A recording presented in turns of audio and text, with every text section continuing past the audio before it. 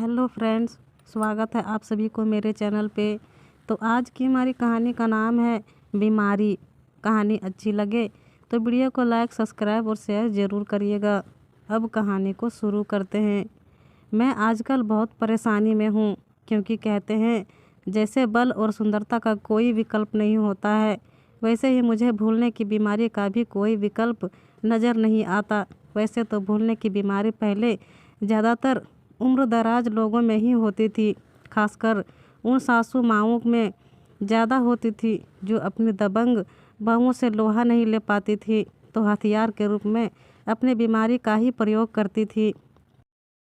उस हर बात को भूल जाती थी जिसकी वजह से उनकी बहू परेशान होती। पर अब तो यह बीमारी कम उम्र के लोगों में भी बड़ी सहजता से पैर पसार रही है। मेरे पड़ोस में 20 साल का लड़का अमन रहता है। वह जब भी किसी से कुछ काम की चीज़ें मांग कर ले जाता है, लौटाना भूल जाता है। टोकने पर कहता है, क्या करूं आंटी, भूलने की बीमारी है, अभी लौटाता हूं।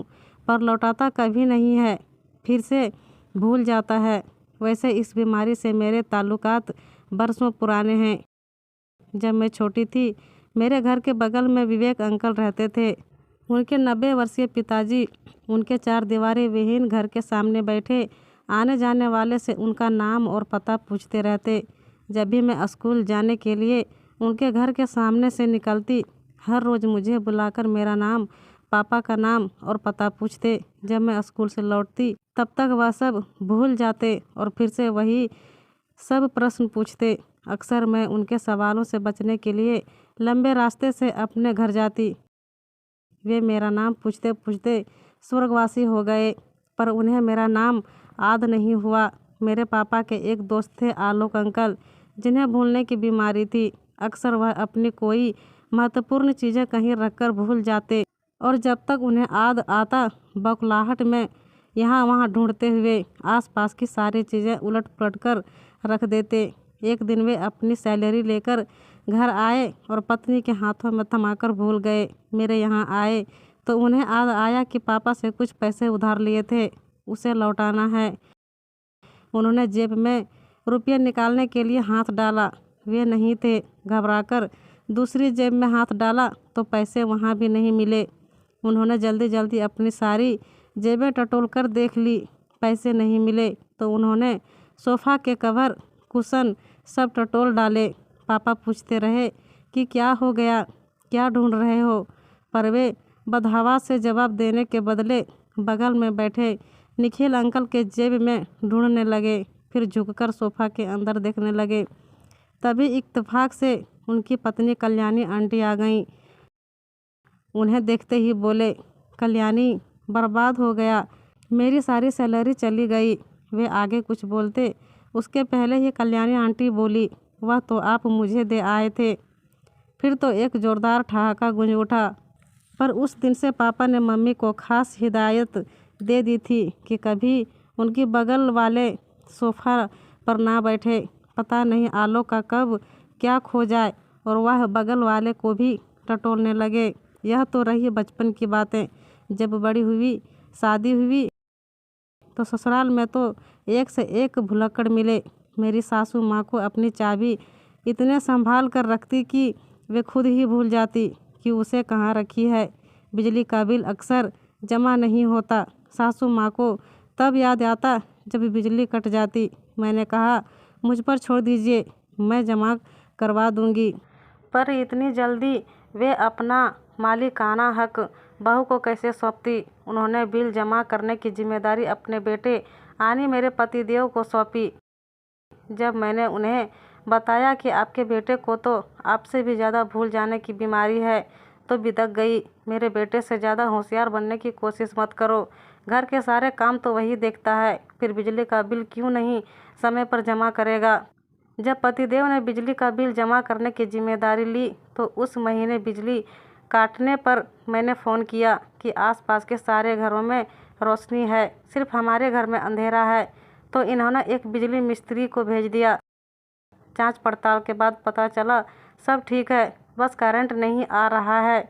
जब मैंने बिल की बात याद दिलाई तब जाकर पतिदेव को याद आया कि बिजली का बिल तो जमा ही नहीं हुआ है। पूरी रात गर्मी में बैठकर गुजारने के बाद भी सासू माँ यह मानने को तैयार नहीं थी कि उनके बेटे को भूलने की बीमारी है। वे यही कहती रही कि तुम्हारी तरह बेकार नहीं बैठा रहता जो इतने काम करेगा, एक दो छोटी बातें तो भूल ही जाएगा। उस छोटी सी बात के लिए सबको कितनी ही परेशानी उठानी पड़ी, यह समझते हुए भी नासमझ बनी रही। हालांकि अक्सर पतिदेव ऑफिस जाते समय कभी फाइल भूल जाते, कभी चाबी, कभी अपना सूट धुलने को देते तो याद ही नहीं रहता कि किस लॉन्ड्री में दिए हैं और उनकी रसीद कहाँ रखे हैं। फिर तो उस रसीद के चक्कर में सारे घर की सामत आ जाती। थोड़ी देर में पूरा घर कुरुक्षेत्र के मैदान की तरह बिखरा हुआ नजर आता, पर वह रसीद नहीं मिलनी थी सो नहीं मिली। मुझे लगता यह भूलने की बीमारी जेनेटिक्स से आई है। एक बार सासू माँ भी अपनी 2 सिल्की साड़ियाँ धुलने के लिए देकर भूल गई। घर में यहाँ वहाँ ढूंढती, वह तो परिचित ड्राई क्लीनिंग की दुकान थी, इसलिए एक दिन मुझे रोककर बोला कि आपकी सासू माँ 2 साड़ियाँ धुलने के लिए दे गई थी, अभी तक ले नहीं गई। तब मैंने दोनों साड़ियाँ लाकर सासू माँ को दे दी।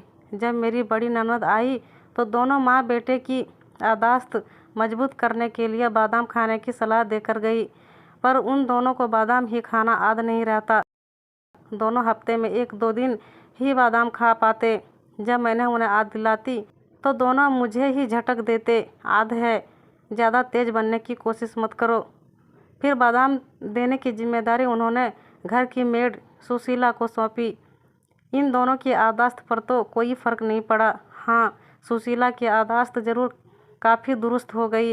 एक दिन मैं सुबह की चाय बना ही रही थी कि इनके बहुत ही करीबी मित्र प्रशांत जी आ गए। आते ही उन्होंने मेरे बेटे से कहा, जाकर अपनी मम्मा से बोल कि प्रशांत अंकल आए हैं, चाय भी पियेंगे और नाश्ता भी करेंगे, वरना बाद में कहेगी कि मैंने तो आपको देखा ही नहीं, इसलिए कुछ बनाया ही नहीं। आवाज़ मेरे कानों तक पहुंच रही थी, इसलिए मैंने किचन से ही बोली, क्या बात है भाई साहब, इतने उखड़े उखड़े से क्यों हैं? भाभी जी मायके? उन्हें जैसे इसी पल का इंतज़ार था। अपने दिल की भड़ास निकालने के लिए नाम मत लीजिए उसका। ऑफिस में उस निशा मैडम ने अपने भूलने की बीमारी से सबका बेड़ा गर्क कर ही रखा था। घर में आपकी इस भाभी जी ने जीना हराम कर रखा है। हुआ क्या, होना क्या है, आज छुट्टी थी, इसलिए कल शाम में मैंने पिक्चर जाने का प्रोग्राम बनाया।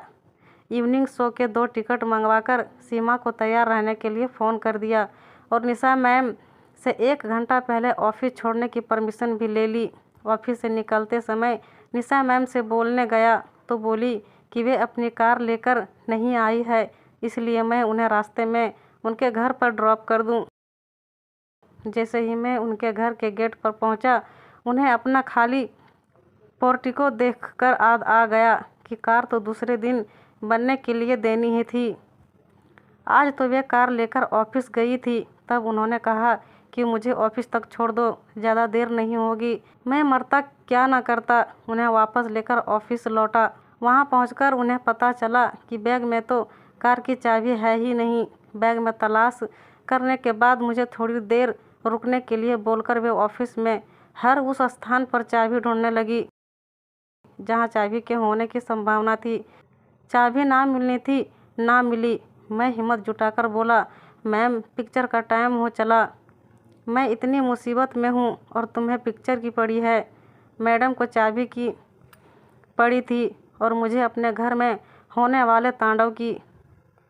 पर मरता क्या ना करता, वहीं खड़ा रहा। पूरे घंटे भर के छानबीन के बाद मैडम के कार की चाबी उन्हीं के बैग के फटे हुए कपड़े में घुसी हुई नजर आई। चाबी देखकर मैडम के चेहरे पर 100 पावर के बल्ब जल उठे और मेरे मन में श्री कृष्ण जी की तरह संभावित महाभारत को रोकने के लिए तरह तरह की योजनाएं जन्म लेने लगी।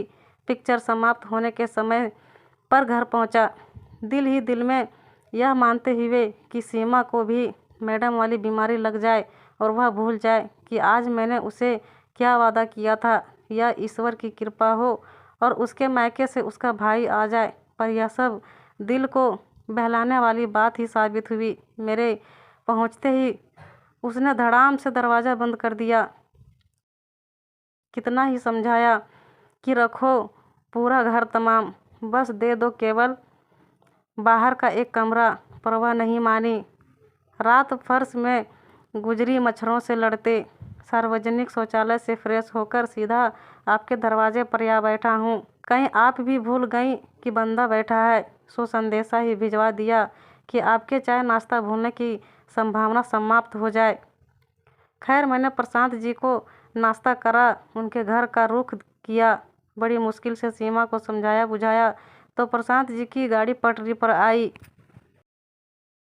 घर आई तो दूसरा हंगामा खड़ा था। सासू माँ जिस काली गाय की रोटी खिलाने गई थी, उस गाय ने उन्हें टक्कर मार दी थी। मेरे पूछने पर कि वह काली गाय पहले भी उन्हें दौड़ा चुकी है, फिर क्यों उसे रोटी देने गई, उन्होंने बड़ी मासूमियत से कहा कि वे भूल गई थी कि इसी गाय ने उन्हें दौड़ाया था।